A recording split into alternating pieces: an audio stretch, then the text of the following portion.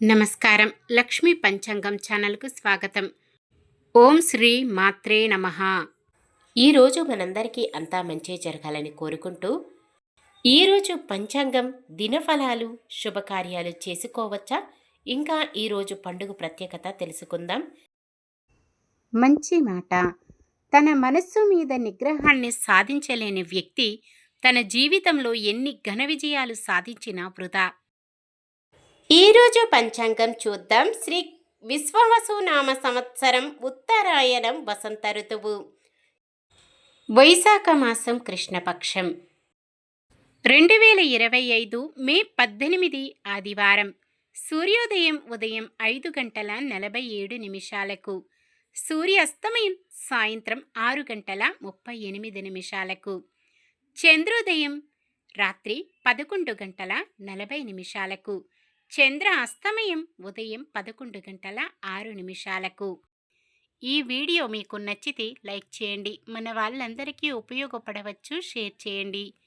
ఇలాంటి మరెన్నో వీడియోస్ కోసం మన ఛానల్ను సబ్స్క్రైబ్ చేసుకోండి.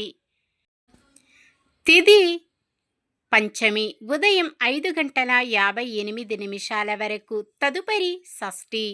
నక్షత్రం ఉత్తరాషాఢ. సాయంత్రం 6:41 వరకు. తదుపరి శ్రవణం. కరణము తైతుల. ఉదయం 5:58 వరకు. తదుపరి గరజి. సాయంత్రం 6:05 వరకు. తదుపరి వనిజ. యోగము శుభము. ఉదయం 6:33 వరకు. తదుపరి బ్రహ్మము.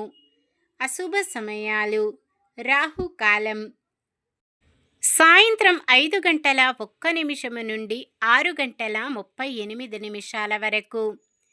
యమగండం మధ్యాహ్నం 12:12 నుండి 1:49 వరకు.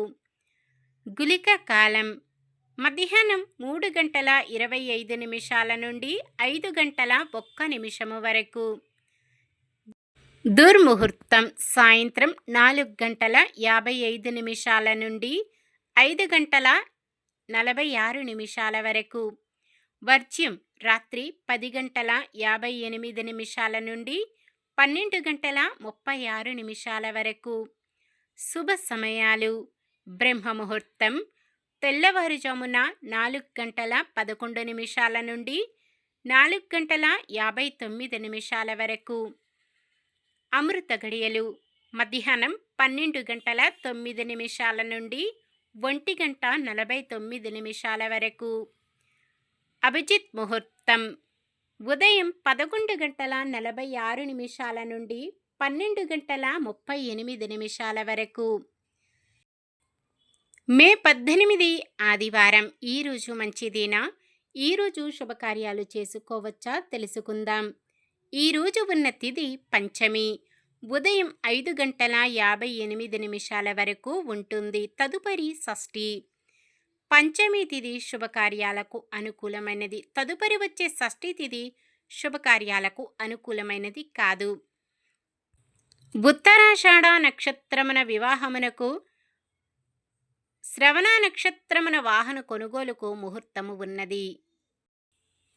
ఉత్తరాషాఢ నక్షత్రం ఆదివారం కలయికతో సర్వార్థ సిద్ధి యోగం ఏర్పడుతుంది. ఈ యోగ సమయం ఉదయం 5:48 నుండి సాయంత్రం 6:52 వరకు ఉంటుంది. ఈ యోగ సమయంలో కొత్తగా పనులు ప్రారంభించటం, ఉద్యోగ అప్లికేషన్లు పెట్టుకోవడం, ఉద్యోగంలో జాయిన్ అవ్వడం, చెడ్డ అలవాట్లు మానివేయడం వంటివి చేసుకోవచ్చు. సాధారణమైన పనులు, మనం ప్రతిరోజు చేసుకునే పనులకు ఎటువంటి దోషాలు ఉండవు కాబట్టి యథావిధిగా చేసుకోవచ్చు. ఏదైనా శుభకార్యం కొరకు మీకు నమ్మకమైన పంతులు గారిని సంప్రదించండి. సూర్యుడు వృషభ రాశిలో, చంద్రుడు మకర రాశిలో ఉంటారు. చంద్రబలం మేషం, కర్కాటకం, సింహం, వృశ్చికం, మకరం, మీనం.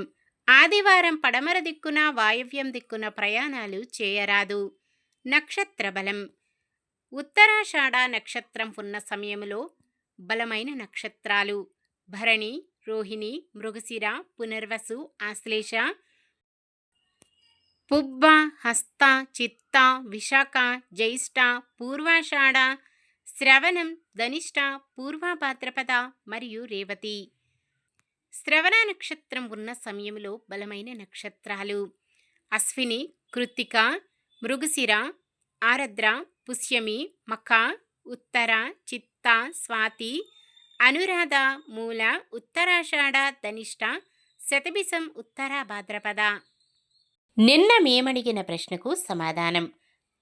మైత్రేయ మహర్షి దుర్యోధనుడిని శపించారు. ఈరోజు ప్రశ్న.